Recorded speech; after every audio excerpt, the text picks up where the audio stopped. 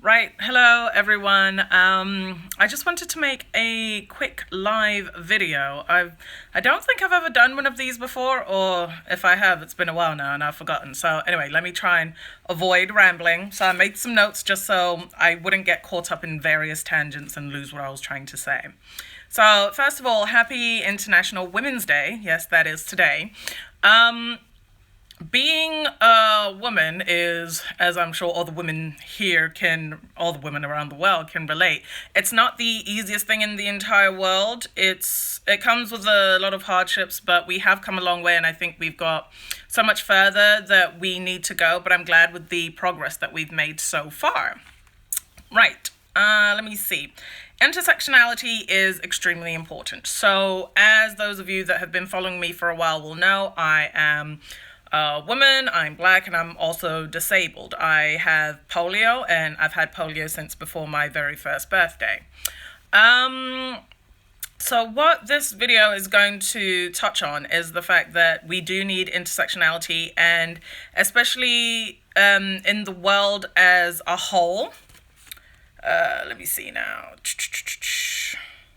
So, in the world as a whole, what I've noticed in my experiences, just, being alive in general and also within the traveling world, is that whenever somebody is disabled or has a disability, they're always white. But whenever you never see black people with disabilities, like these are sometimes or often intersections that are unfortunately ignored. And I'm going to be talking about the travel world because that's what I do, that's what I know, and that's what my platform has been raised on with Jayonlife. So, okay, I'm going to keep going back to the note just so I don't get myself distracted. Okay, so what I've noticed so far is that great conversations have been had and great conversations have been started by some absolutely phenomenal women, black women within the travel world. And these are some of the people that I follow. So for me, Christine is amazing. Francesca of One Girl, One World, absolutely love her. And also, sorry if I pronounce your name incorrectly, but Onyeka Raymond, also known as Onyeka the Traveler. And especially the last two, One Girl, One World and Onyeka the Traveler, what they've been touching on is the fact that in terms of travel campaigns, in terms of the travel world as well, whenever destinations are featured, regardless of where in the world they are, so be they in Europe, be they in Africa, Asia, etc., they focus on the white travel experience. So what you mainly focus on is white people going to a different country, wherever it might be in the entire world, and having a great time. And obviously, these are voices and these are adverts that we've seen for such a long time, and obviously trying to show to the world, trying to show to advertisers and everybody else that diversity is really, really important and that black people do travel.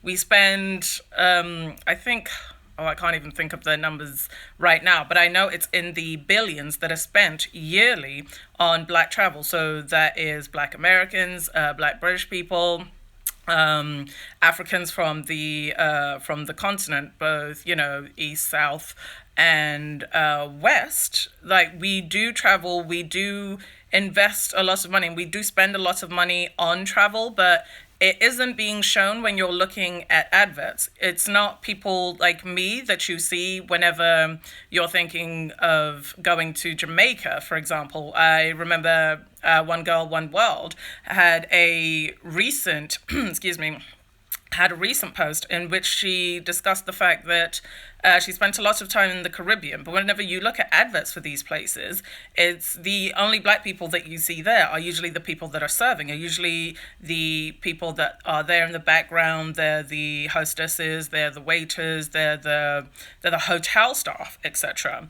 So what this does is create it creates then an idea that black people don't travel, black people don't go anywhere, and that's absolutely incorrect. However, what I've noticed also is that whenever disabled travelers are promoted or whenever you get certain big names in the spotlight, they're always white. So it's as though black people are never disabled, and then the only disabled people that you know of are white. And obviously, anybody can have a disability. I mean, there's over 1 billion disabled people in the entire world. It's not only going to be white people affected by this, of course. And what's really frustrating for me is that although slowly but surely conversations are being had about this, the intersections never seem to meet. So whenever I see some of these bigger, let's use Instagram as a great example, of course, which is where the absolutely enormous travel noir was created, you never hear the story about what it's like to travel while black and while disabled. These intersections are rarely ever explored. It was only recently that I saw an article written on Travel Noir where they followed the blog Being Her by these absolutely phenomenal two deaf twins that travel around the world together, and they discuss what it is like to travel with a disability, what it is like to travel while hard of hearing or having being deaf, and what it is like for them. And although there are issues with traveling with a disability, you're worried about access. Am I actually able to enjoy all these things that, have been promoted about this particular place that I've visited? You've also got to deal with the issue of potentially having racism as well. So then you might be in a country where you might face racism and it's also inaccessible. And I think that it's extremely important for these intersections to be explored, because there are different black travelers out there, and there are, different shades, different hues of disabled travelers out there as well. A good internet friend of mine, Velissa, started this hashtag on Twitter called disability to white. And I hadn't really thought about it for a while, but it really, really spoke to me, because I was like, every single time here in the UK, in the US, further afield, etc., whenever there was a famous disabled person, they would usually be white. I mean, over here, the one black example that I can think of is the former Paralympian, whose name escapes me right now. Hold on, let me think. Okay, no, his name is escaping me right now, but he's a London boy as well. He's from East London, and he's the only British black person that I can think of who is disabled and also has a travel show on the BBC dedicated to that. And it's quite difficult, traveling the way that I am, traveling while being a solo female and traveling while black, while disabled, etc., that my intersections aren't represented. When I'm looking at the travel noirs, when I'm looking at travel groups that are catered for black people, of which I'm obviously one, they never include people like me. And it's frustrating as well, because it's kind of like, obviously there is a struggle traveling while living while black in general, but then when you're ignoring large sections of the group, it's almost like you don't exist. So that is a problem that I do have with it, for sure. And the only way to be able to combat things like that is to, not necessarily that, people need to have a blog and shout from the rooftops like, this is what I'm doing, this is who I am, etc. But we do need to have voices like mine.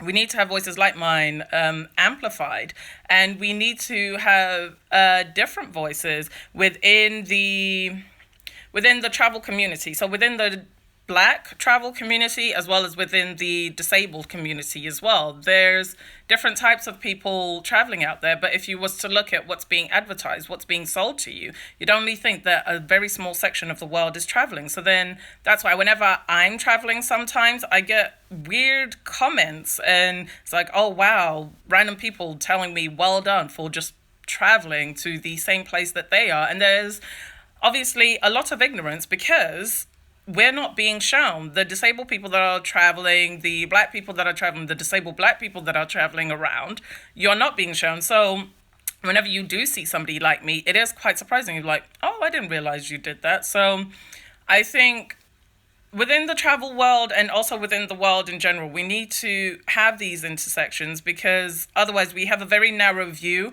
of who is actually out there enjoying and who's actually traveling. Because when you are disabled, like I am, there seems to be a presumption that people have of your abilities, of what you can and cannot do.